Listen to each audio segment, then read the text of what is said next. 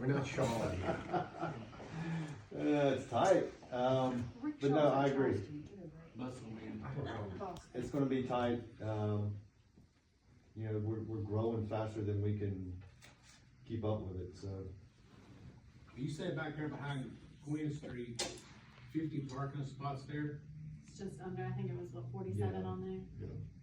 And people are probably gonna park in those at night, at least the side that's 2 spots, but it's really supposed to be for when handicapped people park in the handicap spot. Well, You where's the have people that that works access. in all the businesses, where they gonna park at? They'll all park back there, won't they? So, say that again? The people that works in the business, are they gonna all park back out in there? If they do, there's over 50 employees there, so it's gonna take, it's basically gonna be a parking, That's what this is gonna be a basically employee parking for people in front. So that's what Jason was saying, that was the whole reason of us trying to work out something with Napa, so it'll be a temporary while the parking lot is going on, and then look at what the future of that looks like, as far as possibly having that as additional parking. Right now, the businesses are being encouraged for when the parking lot is shut down, to park further away and not utilize street parking, so that people can still. I'm not talking about when it's park on the finished, when the project is finished.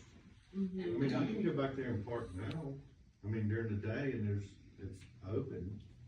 I mean, I haven't been back there yet and can't get a Around parking spot. Friday night, maybe, because when it starts filling up, and people are. Yeah, I in park it now, restaurants and stuff. you know, even though you're not supposed to, I jump Yeah.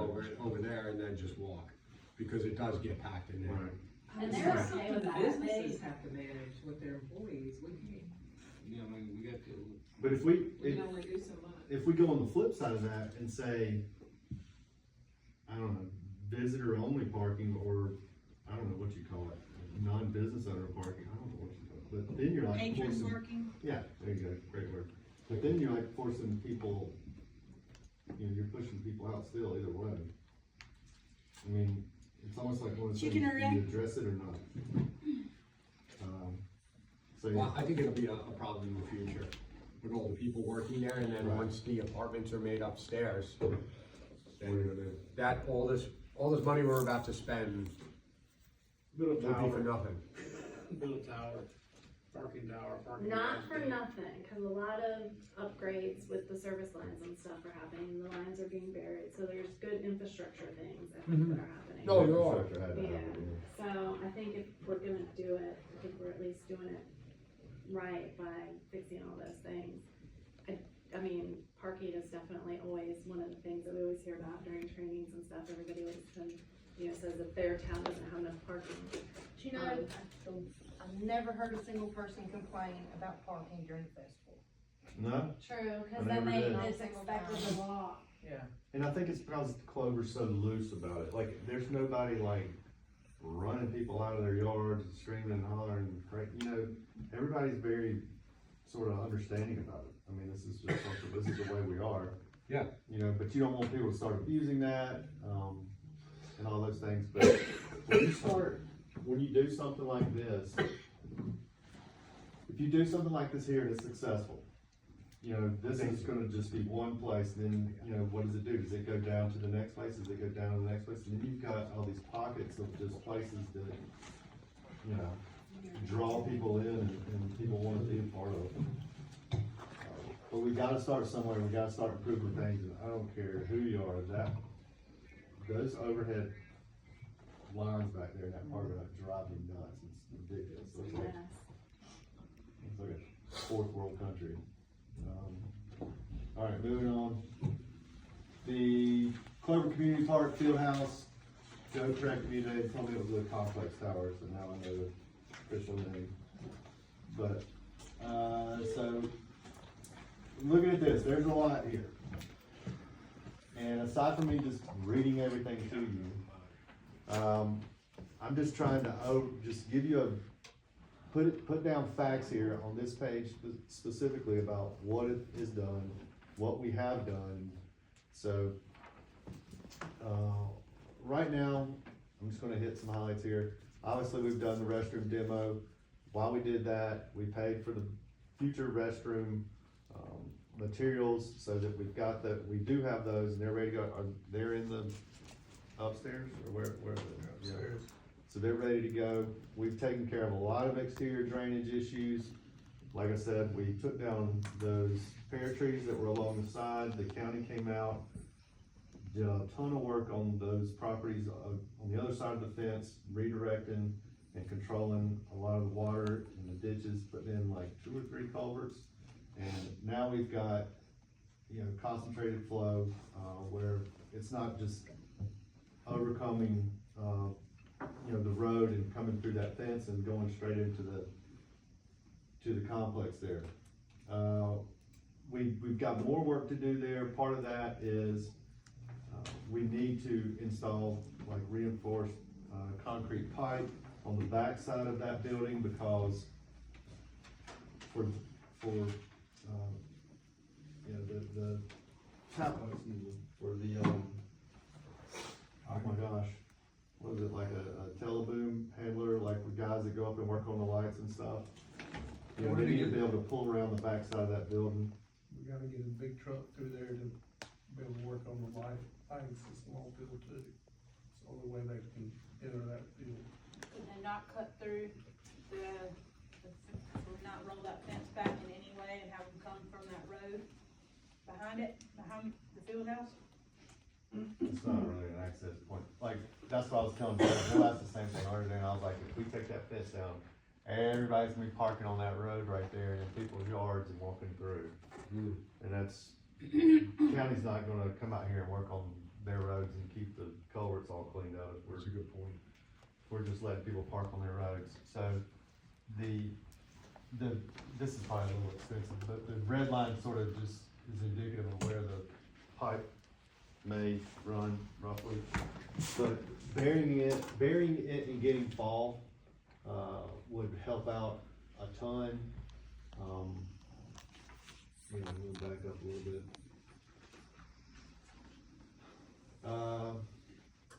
So right now we have temporary costs. I'm calling them temporary costs, but it's basically the cost to not have that building available to the public, to, kids that are out there playing, their parents, visitors, whoever. Those temporary costs come in the form of like a porta-john. If we're looking at keeping this thing closed up and unusable for the next 3 seasons, we're looking at roughly $31,000 to just have our porta-johns out there, have them serviced, have them kept up and maintained. On top of that, I'm sure you have already heard that our recreation program is growing like crazy right now. Just for this season, we've got 10 additional teams. It is tremendous the amount of growth that the recreation department's experiencing right now. Joe's working heavily on dealing with the county, supplemental funding that we get with that, on top of that, everything else that is normal day-to-day operation. So, you see, sort of the data there from some of just the regular games. That doesn't include tournaments or, end of the year games. And right now, we're looking at $133,560 of what we have available. That is essentially just the PARD grant that we already had and $70,000 that Joe actually saved on the Roosevelt lighting project. So thank goodness that we were able to use that. I mean, and that Joe was able to save that. So, talking to some of our folks at the State House, that money was earmarked for recreation. It needs to stay in recreation, and that was the marching orders I sort of got with that. So we can use that for this. That's Which fund are you talking about? What the we talked about? Roosevelt lighting, the leftovers from that. That, I'm very confident we could do. I mean, it was basically okay. I just probably need to get that in writing before we do that, but just want to let y'all know sort of where we're at. You got anything you want to add? Get that in writing. Yes. But Good job, Joe, with the $70,000. he did, he said, Here, he spent some of it. he saved $70,000 on the program. So, but with the PARD grant, there is the potential to get more money from the PARD grant if We Or have, try to go back and go through all the bunch of hoops, but. we had a conversation with the, park grant coordinator and, she basically said we can go back to the well and draw a little bit more if we need to. But there is funds there, until July first. But in order to get a commitment, probably I've turned my budget in today, so hopefully, we'll be talking about that, how that process is going to look later this week. And those par grant funds are good until February of 2027, which is also good. Moving on, y'all wanted to see some of the pictures that, of what it looked like when we pulled some of those units out. And this is the best I could do, but it's exactly what you thought it would be. And there it is. That picture on the right, where is that from? Yeah. One wrong load, and that is, You remember I was saying, when we talked the first time, you could tell by the other pictures in the bathroom that the band seal around the whole outside was gonna be gone before I knew it was gonna look like that before that air conditioner ever came out. So that's. I don't think. How did we let it get that far? The same way everything gets the way it is. We didn't do nothing with it. We just That's let right. it sit. I mean, We that's sit the- there with an air conditioning unit leaking, and why couldn't we got rid of that crap before all this here turned into that mess we got now? That was like that probably 5 years ago. I mean, it ain't, Longer. I don't know, I mean, I don't know what they were doing 5 years ago. I mean, Worried about this the thing. one section Fred had repaired, but the biggest thing is if you look at the original plans from 96, I think, or 97. 93. 93. If you look at the original plans, nothing, half of what you see there is what was on those plans. It was never built to what the plans were. But nothing included with. And then most of the materials were both, are residential.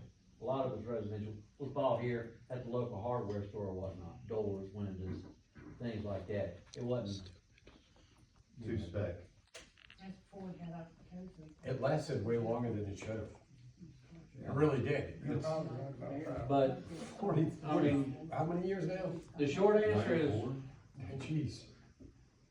Kool-Aid budget, but a champagne Right. drink, you know, which. And that's, so you had to more or less do what you had back in the early 90s. So, getting back to this picture here, one of the things that I do call out on here is the storage shed that's right there beside it. This is the original storage shed for the Clover Community Park, and it looks like it. The drainage line, if we do put that in, the way we're talking about, that could be an issue. It would be running very, very close to it if we use the same sort of bottom elevation, toe of slope, you know, using the land as it lays. There's also some concerns that if you concentrate that much flow going that way, it's gonna be heading right towards that little bridge area that leads you up into the hiking trails. That thing is overflowed and starts, you know, we don't know, we've got to look at the pipe that runs, cause there's a pipe that's installed right there at that little wooden bridge that runs all the way over to in front of the building. I'm betting that pipe is full and needs to be probably cleaned out, or just put in another pipe upside, I don't know. What kind of pipe they put in there? That old metal RCP, pipe or- no, it's reinforced concrete pipe, I mean, there's structures, there's concrete structures over there, 2 of them in front of the bigger storage shed that's down below, it sits sort of down there, in the laydown yard. But all that work that Gooch had, that you Gooch had done coming down that main road, when they redid where the county came in, cleaned out the ditches, cut that other alley out through there, does that not help some of the flow of the water, or when we got that much water coming down through there? I mean, if we keep getting torrential downpours and stuff, the way this complex is sitting, it's very close to, I mean, it's sitting tight to the ground, it's not like it's perched up, you know, so, Once it got that slope. Yeah, it's coming off the slope. I mean, if you're getting direct rainfall, that whole area back there needs to be, it needs to be taken that way or that way, but yeah, I mean, what, you know, Gooch and Kenneth did do right there, that helps out a tremendous amount. It's a major, major help. And it's, you know, that's a temporary thing. I mean, we're not gonna go in there and try to shoot it with a laser and get it all done right. We're gonna go back in there in a minute and redo the whole thing, so that was really just to handle what the county sort of, you know, the improvements that the county made, which are extremely, helpful. But, you know, you can just see here, obviously, this is a tight area. You know, when you have a tight area and you have people, you have some safety concerns. I mean, if we do something like, whatever we do, if we tear it down to nothing, or if we start trying to piece it together, I mean, you're looking at possibly some, maybe fence, safety net, and those would go back into like temporary costs, stuff that we're not really, you know, sort of thinking about currently, but just the cost of doing business, the cost of construction, you know, what it takes for us to keep providing, services to this program and push the project along. Moving on. I just wrote this stuff down, y'all tell me if I'm wrong, but the preferred outcome would be a quality facility, a brick structure, something that we don't have to come back and keep maintaining year after year after year. 2 floors, same as it is now, with storage, 2 ADA restrooms, a storekeeper area, 2 offices, and I put no concessions and, or an elevator. But the concessions area thing is gonna be a major cost if we choose to do that, because I don't think we even know exactly what DHEC is asking for us to have to provide concessions right now. Once we get done with this, is that gonna change? Is it gonna be the same? You know, what does that look like? So, you know, doing away with that, opening that area up, you know, for additional storage, or for moms, dads, whoever, to use it, I don't know, whatever we need to do with it. But storage is a major issue over there, especially good dry storage. Elevator thing, obviously that would be a killer on the budget, so I put that in there. Schedule, it would be great to have this thing completed by February 1st of next year. That's extremely aggressive. And as far as cost goes, I have no idea. Depends on what we look at and what we want. Some considerations just to have going forward. Obviously, there's limited space and access, and what are you going for here? Are we building it so nice that we wanna rent it out to somebody, or are we building it just to get the job done? You know, staff only, bare bones, make it nice, but use it for just staff purposes only. Or Who we program renting it use. out to? Huh? Who we renting it out to? With different leagues. Oh, really? You Okay, make a lot of money that way. I didn't know that. Yep. No, I had no clue. Like say a tournament one weekend. Should be We'll good teach you how to for make money down here. Yeah. Temporary costs, this is just going over temporary costs again. Obviously the storage shed is maybe a thing as well. The, 2 pass forward, I just threw this out there. Obviously you got the cheapest and quickest. Some issues to think about that would come with that. You know, it's gonna, you know, if we do a patch and repair job and figure out what to do as funds become available, you know, your temporary costs are gonna be sort of mitigated. You're not gonna have to deal with a lot of engineered plans. Your biggest price issues are gonna be with your HVAC and your exterior structure costs, like your brick, windows, all those sorts of things. That's gonna require a lot of staff involvement if we're going to be going out and soliciting or issuing RFPs over and over and over, trying to put this thing together. If we go the quality driven approach and we do sort of like a design build thing, the way that we're doing out there with the fire substation, you know, you get a beautiful end product, but We got, what does that come with? we have